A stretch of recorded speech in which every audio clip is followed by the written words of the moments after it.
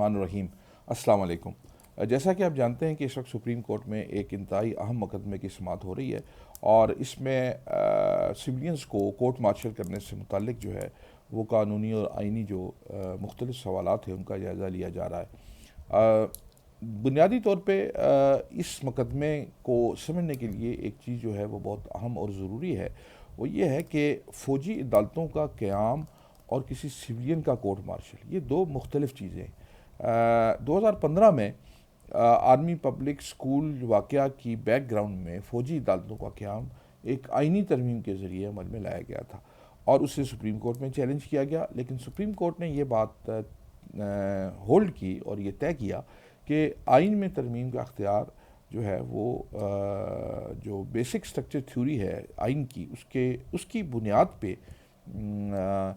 یہ اختیار جو ہے یہ پارلیمنٹ کا ہے، اور پھر ان عدالتوں کو آئینی قرار دیا گیا۔ لیکن اس میں ایک عام بات یہ تھی کہ وہ ایک عبوری مدت کے لیے ان کو ویلیڈیٹ کیا گیا تھا، اور ایک سن سیٹ کلاز جو ہے وہ دی گئی تھی، جس کے مطابق 2019 تک جو ہے وہ یہ عدالتیں جو ہیں ان کو آئینی اور قانونی قرار دیا گیا تھا۔ جہاں تک موجودہ مقدمے کا اور جو اس وقت سپریم کورٹ کے سامنے جو کیس یا جو مقدمہ زیر سماعت ہے اس کا تعلق ہے، تو اس میں اس بات کا جائزہ لیا جا رہا ہے کہ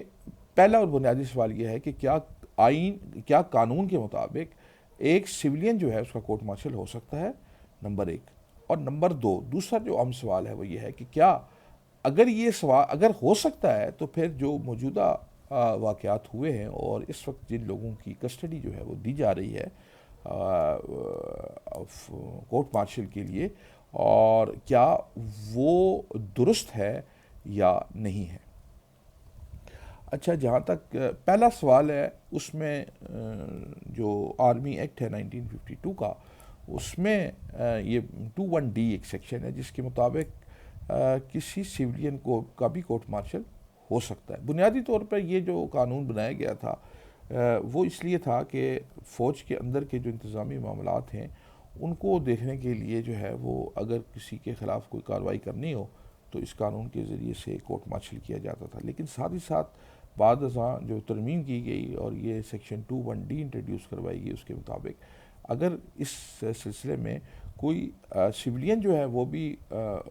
اس افینس کے ساتھ جو کہ آرمی ایکٹ کے تحت جرم ہے اگر ملوث ہے یا کنیکٹ ہوتا ہے کسی طریقے سے، تو اس کو بھی جو ہے وہ سزا دی جا سکتی ہے۔ ایک اہم بات جو ہے وہ یہ ہے کہ اس قانون کے اندر ایک چیز اور بھی دی گئی ہے، وہ یہ ہے کہ اگر کوئی سویلین جو ہے وہ فوج کی تنصیبات پر حملہ کرنے کا مرتکب ہوگا تو پھر اسے بھی کورٹ مارشل کیا جا سکتا ہے۔ یہ تو ہے ایک آئینی اور قانونی جو صورتحال ہے، لیکن اس کے ساتھ ساتھ جو اب چیز سامنے آئی دوران سماعت وہ یہ تھی کہ غالباً عدالت اس چیز کا جائزہ لے رہی ہے کہ کیا جن لوگوں کی کسٹڈی دی گئی ہے فوج کو یا دی جا رہی ہے وہ اس قانونی جو ریکوائرمنٹ ہے اس کے اوپر پورا اترتے ہیں، یعنی الفاظ دیگر یہ کہ کیا ایسے افراد کا مقدمہ جو ہے وہ ان کو کورٹ مارشل کیا جا سکتا ہے یا نہیں کیا قانون کے مطابق کیا جا سکتا ہے، لیکن ان کے لیے جو گراؤنڈز دی گئی ہیں یا جن وجوہات کی بنا پہ ان کو کورٹ مارشل کیا جا رہا ہے کیا وہ درست ہے یا نہیں ہے۔ تو یہ عدالت نے اس چیز کا تعین کرنا ہے، اور ساتھ ہی ساتھ اس مقدمے کی سماعت کے دوران ایک پٹیشنر کے وکیل صاحب نے جب یہ کہا کہ اس پہ ایک بڑا بینچ بھی بنایا جا سکتا ہے، تو پھر ایک آبزرویشن یہ آئی ایک معزز اور فاضل رکن جو تھے بینچ کے کہ اگر ایسا ہوگا تو یہ زیادہ بہتر ہے۔ تو اس مقدمہ میں یہ بھی ایک پاسبلٹی ہے کہ ایک بڑا بینچ جو ہے، اس سے بڑا بینچ جو ہے وہ تشکیل دیا جائے جو اس مقدمے کی سماعت کرے، اور پھر یہ جو چیزیں میں نے آپ کے سامنے یہ جو آئینی اور قانونی سوالات رکھے ہیں ان کا فیصلہ کرے۔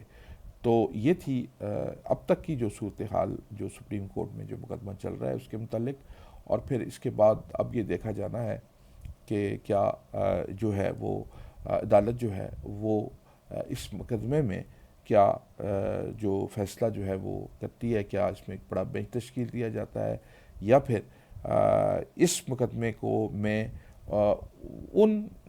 چیزوں کو ڈٹرمن کیا جاتا ہے اور اس پر فیصلہ دیا جاتا ہے کہ کیا جن وجوہات کی بنا پر اور جن گراؤنڈز کے اوپر جو ہے